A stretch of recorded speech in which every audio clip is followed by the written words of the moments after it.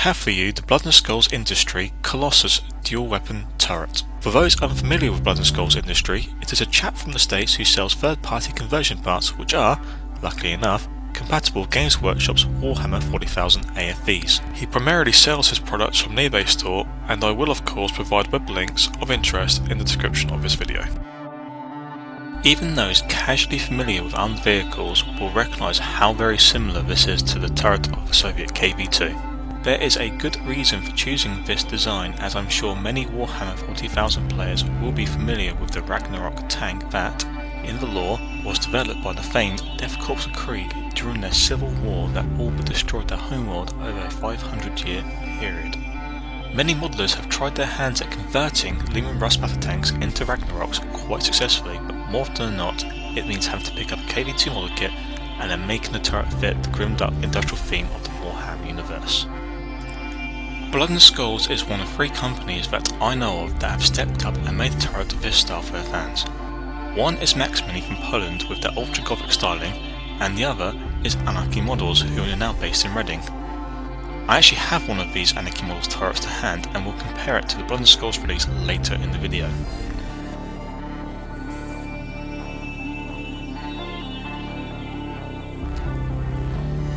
Let's talk about the turret. I have the Kolossus dual weapon turret and a selection of weapons to choose from. When the turret arrived, the amount of work I had to do was minimal. The turret itself is 2 parts, the main body of the turret and a tank hatch. Super simple.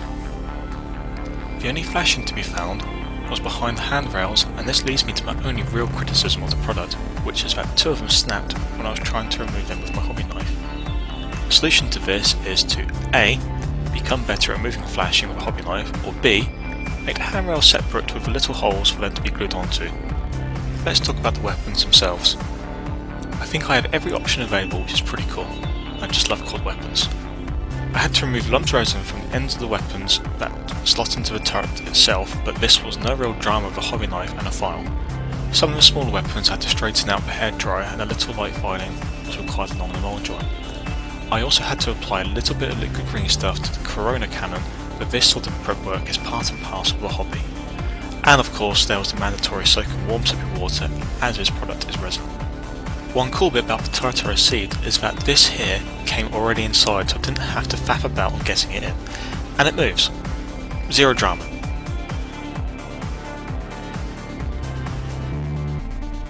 Another great feature about this turret is that there are pre-prepped holes for magnets. As you can see in here, there are 2 small holes already prepared for the modeler.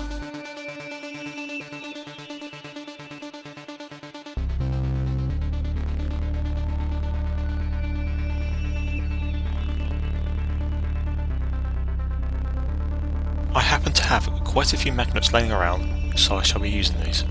These magnets are very cheap to buy, and I got mine from a seller on eBay, and it was about £3 for 100.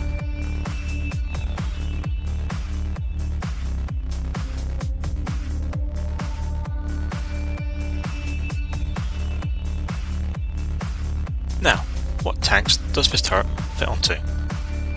Flip the turret over and we can see this circle of resin jutting out.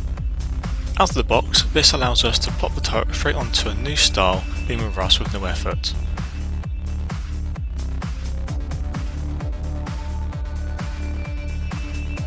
Just look at that spin.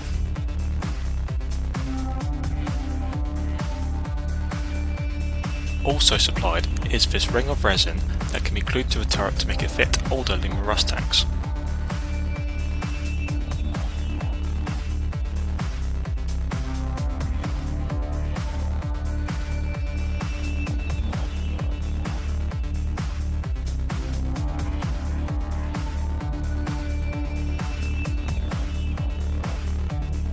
With the ring attached, it will also fit the hole which seats Razorback and Predator turrets for the Space Marines if one wished to do so.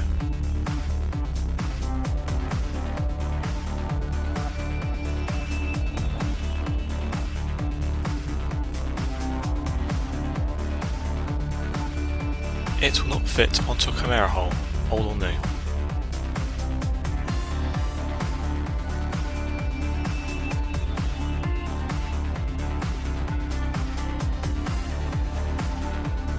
While although I have it unbuilt and unpainted, I just want to demonstrate to you that you can also swap the top hatch with one from any current Space Marine tank for anyone who wants to have a commander poking his nose out waiting to get his head shot off.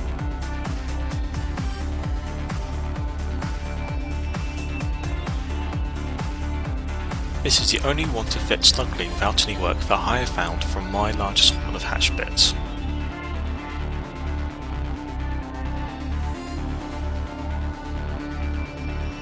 For those wanting a pintle weapon, that would be the easiest option if you have any laying around.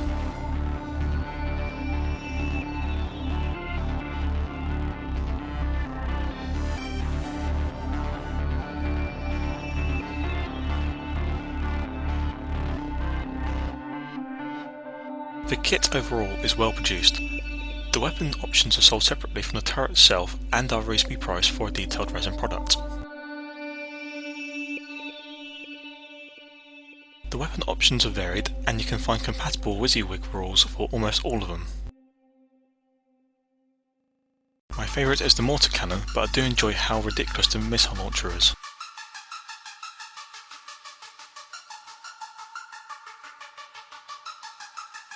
The hatch is the correct size for the 28mm heroic scale, and the rivets are proportional to the design of the vehicles it is intended to fit, so it will not look like someone has just shoved a turret onto the tank.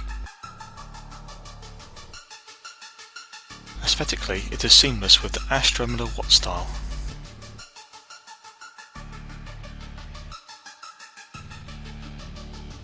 It is a lump of solid resin, so the turret will most likely be heavier than the vehicle you decide to use, but I do think that the size of it is spot on.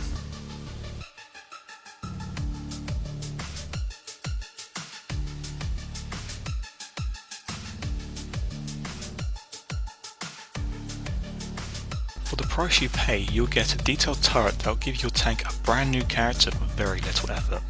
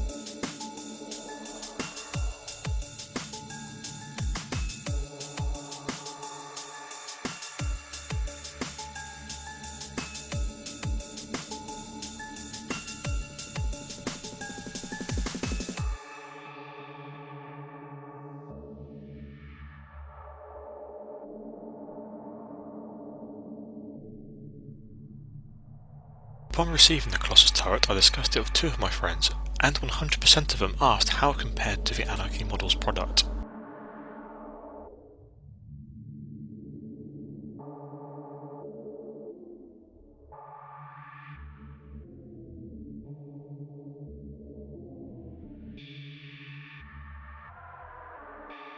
As you can see, the Blood and Skulls one is smaller, as are the weapon choices.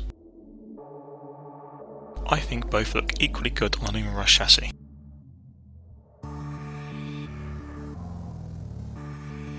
For the over-the-top look, some modelers may prefer the Anarchy Models version.